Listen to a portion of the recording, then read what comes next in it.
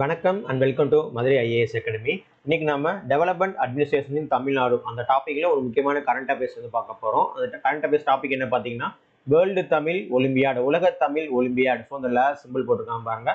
Tamil Nadu will host world Tamil Olympiad annually with 1 crore in prize money அப்படின்னு சொல்லியிருக்காங்க. உலக Tamil Olympiad இது வந்து எதுக்குன்னா, world Tamil Olympiad to be held annually. அப்போ வருஷம் இது கண்டக்ட் பண்ண போறாங்க. To promote classical Tamil and Tamil culture among you. So Tamil மொழியையும் அதுக்கப்புறம் தமிழ் கலாச்சாரத்தையும் இளைஞர்களுக்கு மத்தியில் வந்து பரப்பணும். அதுக்காக தான் உலக தமிழ் ஒலிம்பியாடு வந்து தமிழ்நாடு வந்து கண்டக்ட் பண்றாங்க.